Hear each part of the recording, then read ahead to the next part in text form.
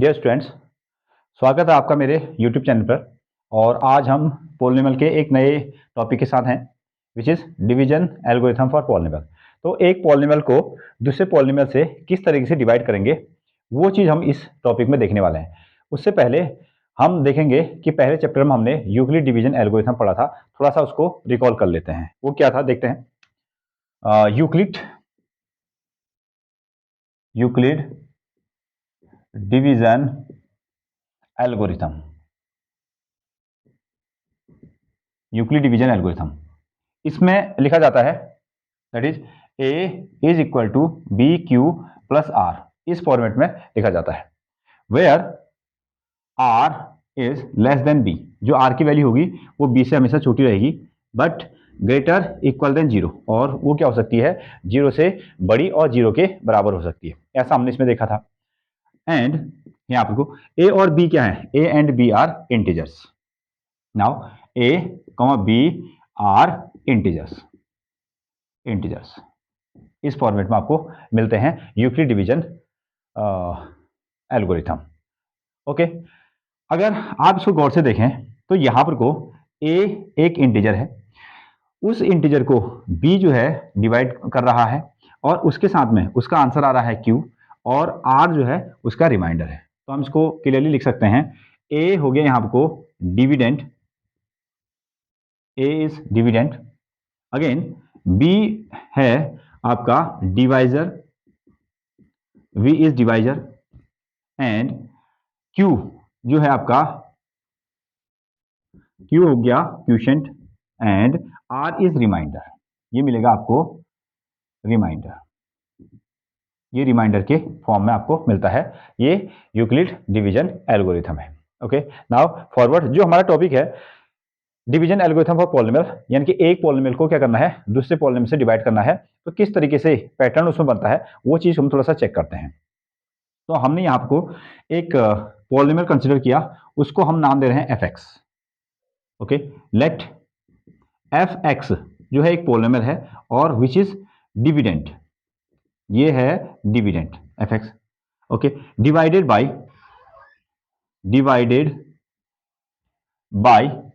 Another polynomial, divided by another polynomial, divided by another polynomial, और उस polynomial को हम नाम दे रहे हैं gx। दूसरा जो पॉलिनोमियल है वो हो गया आपका gx। ओके, अगर इसको हम डिवाइड करेंगे gx पॉलिनोमियल से, तो यहां हमको क्या मिलने वाला है, qx मिलने वाला है, विच इज qx, जिसको हम कहेंगे क्यूशेंट। ये हो जाएगा आपका क्यूशेंट, और इसके साथ में हमको क्या मिलेगा, अगेन rx, एक और पॉलिनोमियल मिलेगा, या इसका छोटा पार्ट, उसको हम क्या कहेंगे, रिमाइंडर कहेंगे, उसको हम कहने वाले हैं remainder. Now same as it is, if अगर हमारे पास दो इंटीजर्स हैं, उसको हम इस फॉर्मेट में लिख सकते हैं। इससे हमने चेक किया कि ए डिविडेंड के फॉर्मेट में है, बी जो है डिवाइजर के फॉर्मेट में है, क्यू उसका क्वेश्चन बन रहा है, और आर उसका जो है वो रिमाइंडर बन रहा है। तो सेम एज इट इज यहाँ भी हमारे पास में क्या है, डिविडेंड है एक पॉलिनोमियल, दूसरा पॉलिनोमियल है आपका gx, उसको हमने नाम दिया है डिवाइजर ऑन द पॉलिनोमियल्स। आपका gx हो गया वो आपका डिवाइजर बन गया, एंड qx जो हो गया आपका क्वेश्चन हो गया, और rx क्या हो गया, remainder. Same as it is. तो जैसे अगर हम नंबर को डिवाइड करते हैं, यहां भी हम कुछ इस तरीके से लिख सकते हैं, which is fx is divided by gx, fx is divided by gx, और इससे हमको क्या मिलेगा आंसर, विच इज qx, हमको इससे आंसर मिलने वाला है, इसको हम क्वेश्चन कहते हैं। और कुछ नंबर हमको यहाँ मिलेगा, उसको हमने माइनस किया, तो फाइनली हमारे पास में क्या बच जाने वाला है, rx बचने वाला है। इस तरीके से हम इसको लिख सकते हैं, fx is dividend, gx which is divisor, qx is quotient and rx is remainder। तो सेम एज इट इज, अगर हम इस पैटर्न को देखें, अगर ये क्वेश्चन जो है, इसको क्या हम यूक्लिड डिवीजन एल्गोरिथम के फॉर्मेट में लिख सकते हैं, ऑब्वियसली लिखा जा सकता है। तो चेक करते हैं। सो fx, अगर वापस हमको ये fx चाहिए, तो हमको क्या करना पड़ेगा, gx और qx को, gx को हमें qx के साथ में मल्टीप्लाई करना पड़ेगा, और साथ में ये रिमाइंडर है, विच इज ये बनेगा आपका rx। ये बन जाएगा आर एक्स। ओके, हम इसको डिवाइड तब तक कर देंगे जब तक कि आर एक्स क्या हो जाए, आर एक्स की वैल्यू 0 आ जाए ना, मतलब कि रिमाइंडर की वैल्यू कितनी हो जानी चाहिए, 0 हो जानी चाहिए।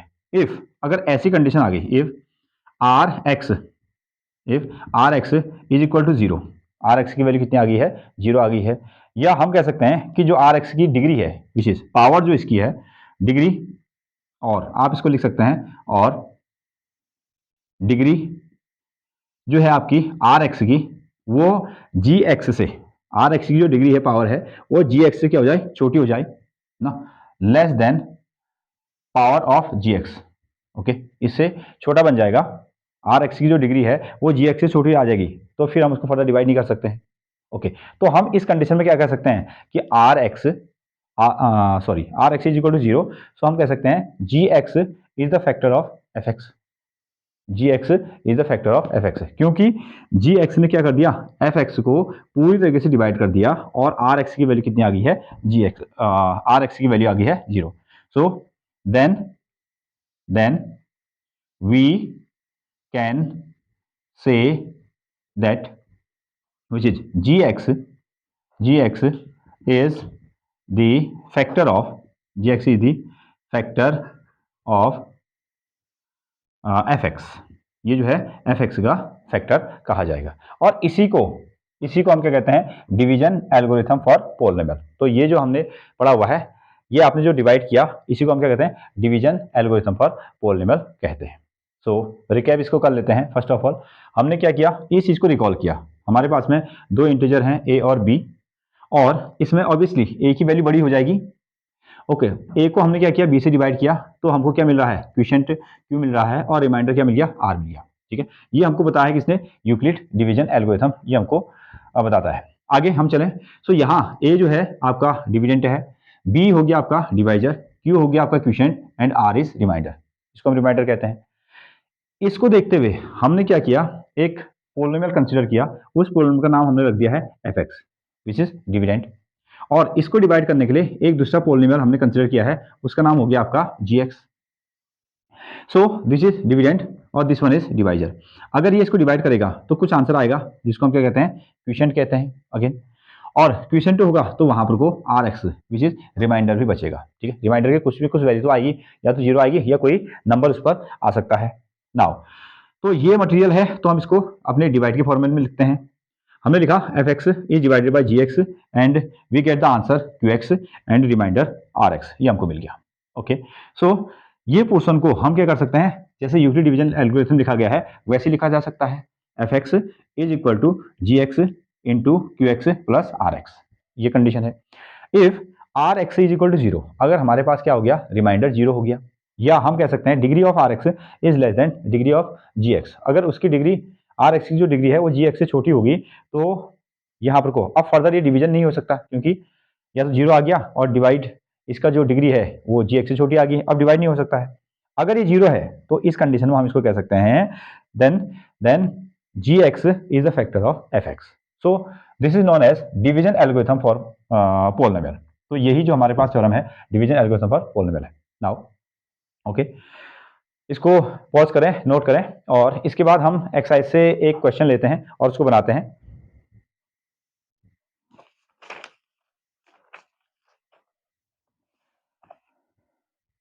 ओके स्टूडेंट्स, तो आपने इसको नोट किया होगा। हम चलते हैं फर्दर, विच इज एक्सरसाइज है हमारी 2.3। सो क्लास 9th में भी हमने ये डिवीजन को सीखा हुआ है, और उसी का एक तरीके से आप इसको रिवीजन भी कह सकते हैं, रिवीजन क्लास। ये है class 10th exercise 2.3, which is exercise 2.3, और फर्स्ट क्वेश्चन है इस पर, which is divide the polynomials p x by the polynomial g x. Question यहाँ आपको लिखा गया है कि पी एक्स एक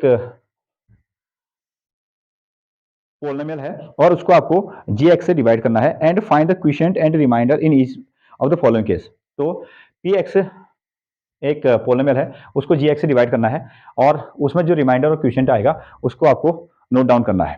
सो मैं आपको वैल्यू लिखता हूँ, which is value of p x, value of p x which is x cube minus 3x square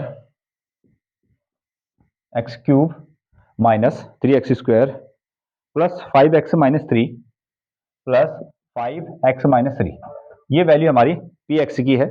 and value of ji x, दूसरी वैल्यू हमारे पास में जी एक्स, जिससे इसको डिवाइड करना है, और उसकी वैल्यू है x² minus 2, x² minus 2, this one.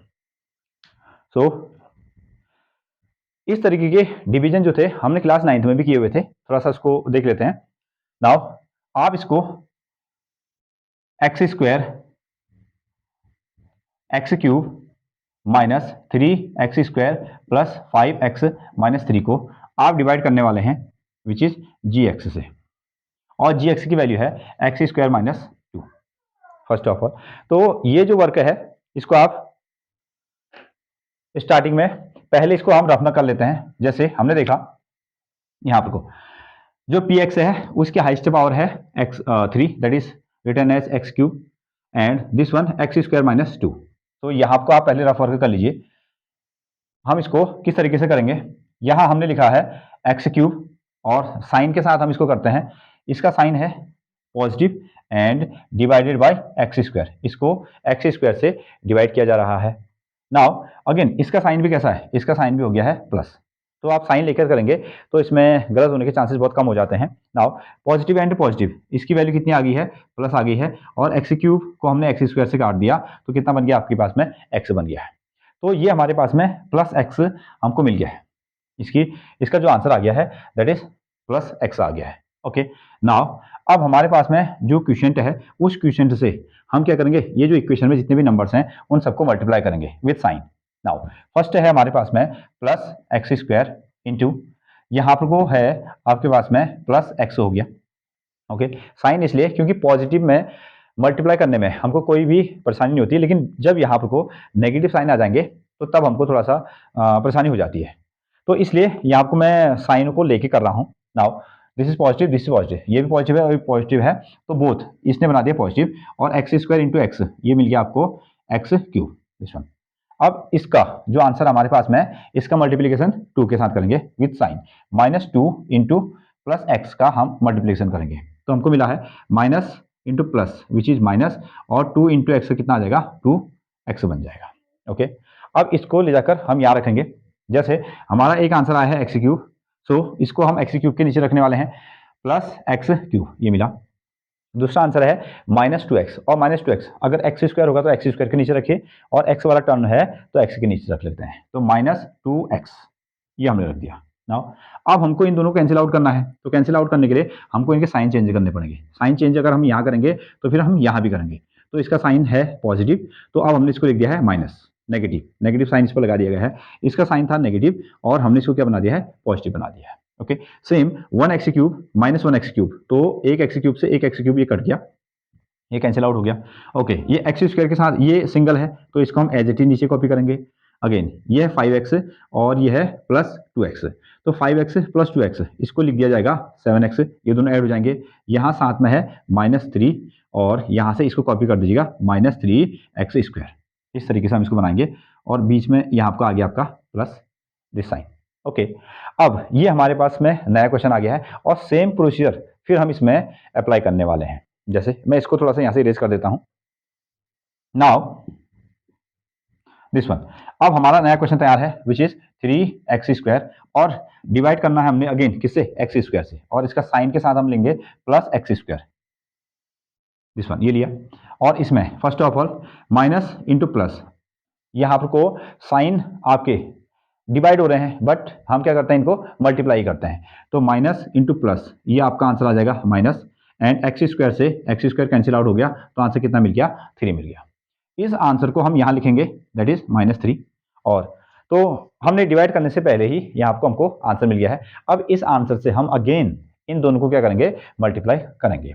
तो पहला मल्टीप्लीकेशन होगा आपका प्लस x² के साथ में, एंड दूसरा मल्टीप्लीकेशन हो जाएगा -2 के साथ में, इंटू -3 इंटू -3, इस तरीके से इसको हमने मल्टीप्लाई किया तो आ गया प्लस इंटू माइनस का माइनस हुआ, 3 into x² that is 3x², again minus and minus ये हो गया प्लस, 3 2 जा ये बनेगा आपका 6, तो ये हमको आंसर मिल रहा है। तो x² वाले को x² वाले टर्न के नीचे रखेंगे दैट इज -3x² आ गया, ओके, ये है +6। अगर x वाला टर्म होगा तो यहाँ रखने वाले हैं, कांस्टेंट है तो इसके नीचे रखेंगे, विच इज +6। ये हमको मिल गया है +6। ओके, फिर से अगर ये दोनों कैंसिल आउट हो रहे हैं, ठीक है, इनके नंबर सेम है, इनके साइन भी सेम है, ठीक है। अब ये कैंसिल आउट तब होंगे जब हम क्या करेंगे, इनके साइन को चेंज करेंगे। अगर हम साइन के चेंज कर देंगे तो हम यहाँ चेंज करेंगे तो फिर ये नीचे वाले जितने पोर्शन है सबके साइन चेंज हो जाएंगे। दैट इज ये माइनस है तो हमने इसको लिख दिया है प्लस, ये प्लस है तो हमने इसको लिख दिया है माइनस। ओके, ये सेम नंबर है, 3x² माइनस में है। अब साइन इसका पॉजिटिव हो गया, +3x²। नाउ इन दोनों को आप कैंसिल कर दीजिए। एक्स के साथ में कोई भी टर्म ऐसा नहीं है जिसको हम इसके साथ में ऐड करें, तो इसको हम एज इट इज कॉपी कर लेंगे विथ साइन। +7x है तो ये आपका 7x आ गया। -3 एंड -6, इसको हम क्या लिख देंगे, -9 लिख देंगे। दिस वन, ये हमको मिला। बट अब आप इसमें देखिए, ये एक इक्वेशन है, ये है हमारे पास में px और इसको डिवाइड किया जा रहा है gx से और हमारे पास आंसर आ गया है qx, ये आंसर कहेंगे और ये हो गया आपका रिमाइंडर। अब फर्दर हम इसको डिवाइड नहीं कर सकते हैं बिकॉज जो इसकी पावर है 1 ना।